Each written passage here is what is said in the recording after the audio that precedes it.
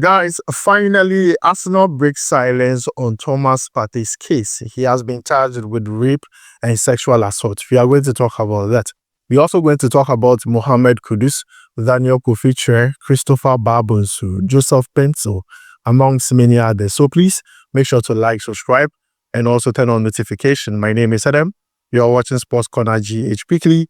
Let's jump into it and start with Thomas Partey. Now, we all know he has been charged with rape and sexual assault. Now, when this was made public, Arsenal was criticized, but then Arsenal has come out to talk about this. They want to clear the air because initially they did not want to talk. They said Thomas Partey is no more their player, but then they had to talk because the heat that was going in their direction was too much. Now, this is what they said, and I read. They said that Arsenal followed legal advice they had been given from the time Thomas Partey was first arrested, which included making sure adequate safeguarding procedures were in place to reassure other Arsenal members of staff. Now, this is what is coming from Arsenal concerning Thomas Partey's issue. Now, Thomas Partey is scheduled to appear in court on the 5th of August to answer to all these charges. Now, the player from his side, through his lawyer, says that he denies all these charges, and the court is the only way to prove his innocence. And I've already said this. Let the law run its course. The truth will only make this easier on everyone. And I just hope that this is done as early as possible so everyone goes on to live their lives. But then reports states that in the meantime, Thomas Partey is free to continue his playing career if he can find a new club that wants to sign him on a free transfer. But then any future employer will also know that he has been charged with count of rape and also sexual assault. So guys, this is the situation with Thomas Partey and also what Arsenal is saying. Arsenal were saying that they were following legal instructions, legal procedures. So the heat and also the way people are criticizing them, it is not warranted. Now, this is coming from Arsenal. Let me know what you think about this down below in the comments. Now, let's move away from this and talk about Daniel Kofi Kyereh. Now, in my previous video, I was worried that Daniel Kofi Kyereh had not played football for 2 years. He got injured in February 2023. And I talked about this player stating that normally when players get ACL, 6 months, 8 months, they are back. They are on the field training. And I was so worried for this player because that ACL was his second ACL in his footballing career. But then the good news is that he's back. He's training. And there are several reports concerning this. Now, the report states that Daniel Kofi Kyereh trained with the first team of the German club Freiburg today after 2 years of absence. This indicates that he has fully recovered from the ACL injury that kept him out of action since February 2023. Oh, mashallah, God has willed it. Allah has willed it. And I'm really happy for, Daniel Kofi Kyereh. I just hope that as he has been integrated into the team, he plays preseason very well without no issues or complication or without any relapse, because that has been the issue. Relapse upon relapse, no relapse. So we see him play fully come next season because I want to see this player ball. I just want to see him ball. We have missed him a lot. And this is good news. Now he has been integrated into the team. I think now our players are all coming back, especially those with the ACL injuries. It's just left with, I think, Ernest Nyama, Fatah is back, Alidu is back, Daniel Kofi Kyereh is back. This is good. This is what we want to be hearing. I'm happy for Daniel Kofi Kyereh. I'm really, really, really happy. I just hope that he goes on throughout the season without injuries. I'm praying for him. He's going to be my prayer topic. But then, guys, this is the good news concerning Daniel Kofi Kyereh. He has been integrated to the team. They are training ahead of the next season. And I'm buzzing with smiles. I mean, I'm just really, really happy for Daniel Kofi Kyereh. Now, let's move away from Daniel Kofi Kyereh and talk about Mohammed Kudus. I've heard a lot of things about Mohammed Kudus these few days, and I'm here to share them with you. Number one, let's talk about Tottenham's first bid for Mohammed Kudus that was rejected. Now, the main reason why the first bid was rejected was because of the add-ons. Now, Tottenham submitted £50 million plus £5 million on add-ons. Now, take a look at the conditions of the add-ons. It states that Tottenham's bid for Mohammed Kudus includes add-ons that only trigger if they win the Champions League or the Premier League. West Ham have told Tottenham Hotspur to come back with a more realistic offer.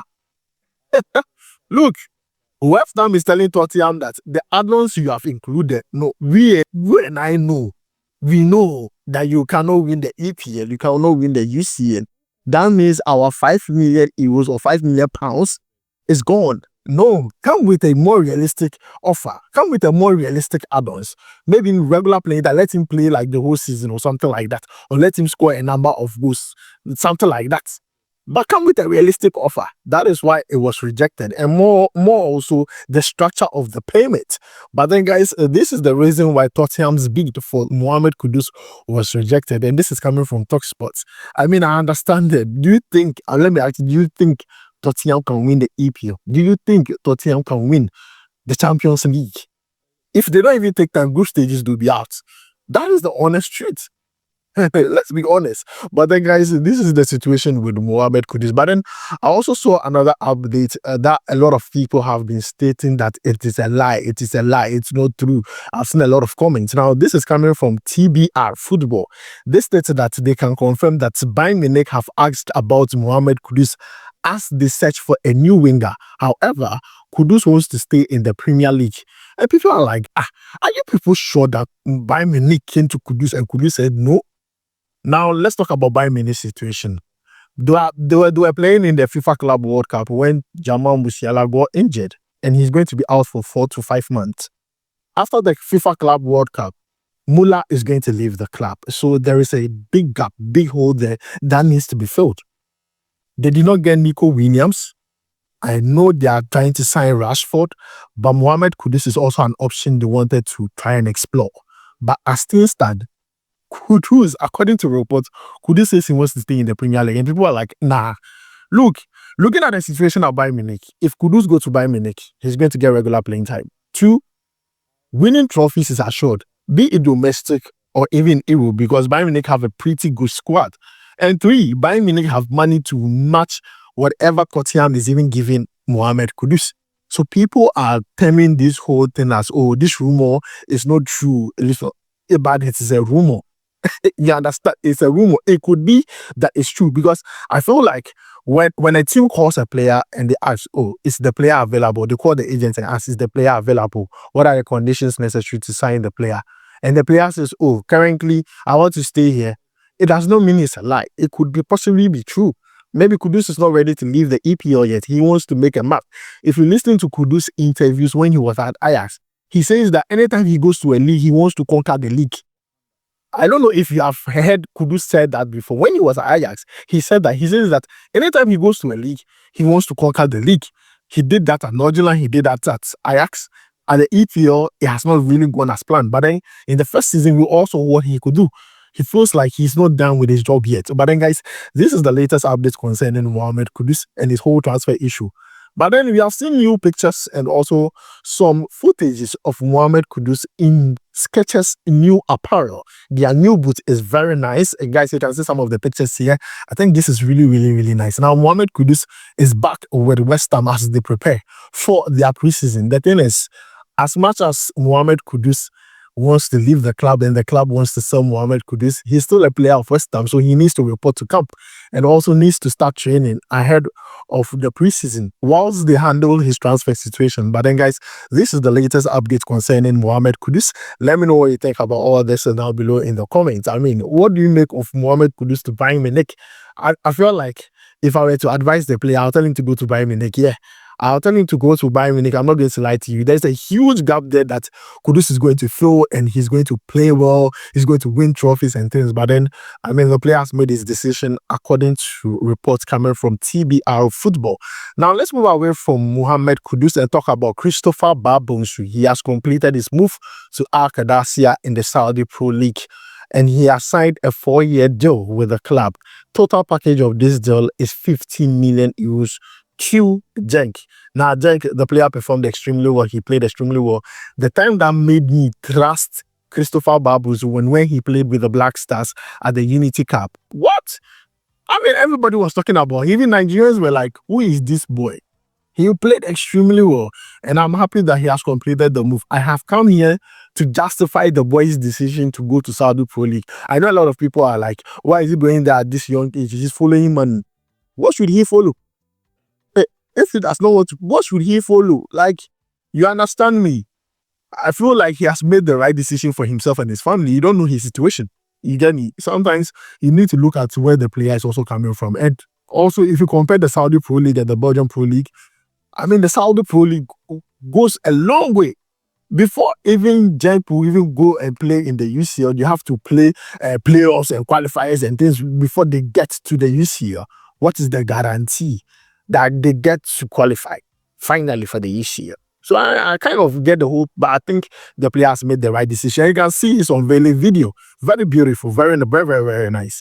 You can see it right here. And I think the player made the best decision. But let me know what you think about this. I think he's still going to flourish at qadsiah. The only bad news is that Aubameyang is also leaving.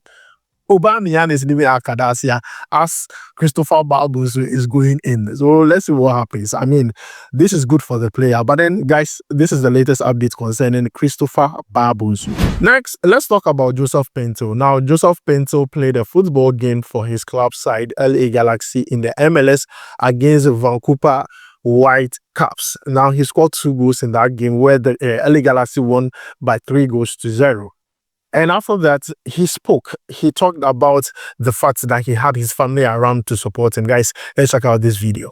Was your family here tonight? Your mom or? Yeah, my mom is here, my girlfriend and my kid. It means a lot because with your mom's prayer and with your mom's presence, it means a lot. Mommy's spirit is always the best. We had a prayer ceremony morning today, and he told me to just be myself and I'm gonna score. So guys, you have heard from Joseph Paintsil saying that his mother was there, the girlfriend, the mother's prayer and everything. But then he scored 2 brilliant goals that helped LA Galaxy win that game. And afterwards, he was included to MLS Team of the Week.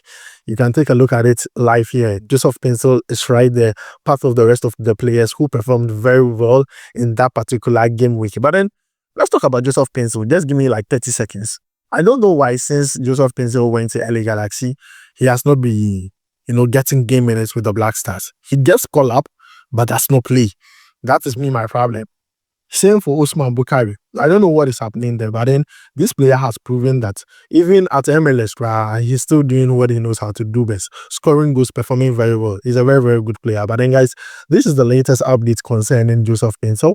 Let me know your thoughts about it down below in the comments. Now, let's move away from Joseph Paintsil and talk about Jesurun Rakachi. Jesurun Rakachi. Now, Rakachi plays for Crystal Palace. He's a player for Crystal Palace. Last season, he was sent on loan to Sheffield United and played a total of 35 games, scoring 7 goals and providing 2 assists. He has a contract with Crystal Palace until 2027.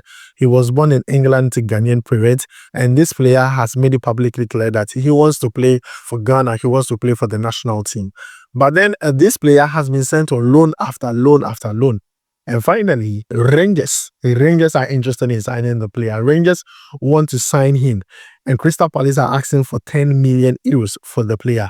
But then let's see how this goes. Rangers are really interested in Juran Rakachi. I believe he goes to Rangers. If he performs very well, he's going to get the attention of Otoado. But then, guys, this is the latest update concerning Juran Rakachi, an English-born Ghanaian player who is ready to play for Ghana and also is attracted interest from Rangers from the Scottish League. Now, let's move away from Rakachi and talk about Zion Suzuki. Now, Zion Suzuki plays for Parma.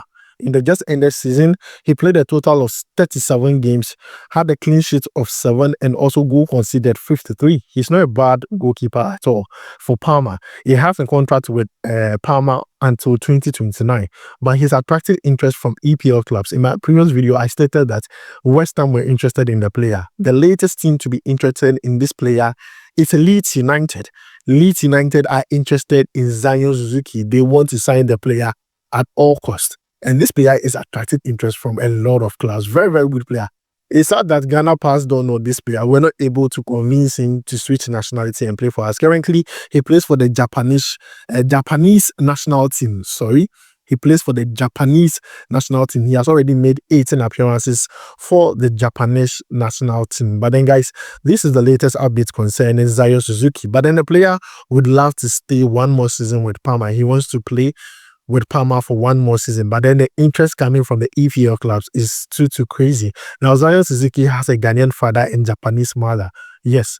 So he could have played for Ghana and Japan. And also, he grew up in the United States of America. He was born in the United States of America. So he could also play for United States of America, but he chose to play for Japan. But then, guys, this is the latest update I have for you concerning all these players live here. Let me know what you think about this down below in the comments.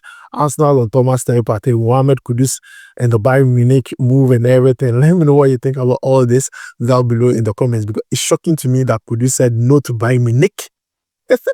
I'm just shocked. But then let me know what you think about it down below in the comments. Thanks for joining me. I'll make sure to see you in the next one. Charlie, we go bye.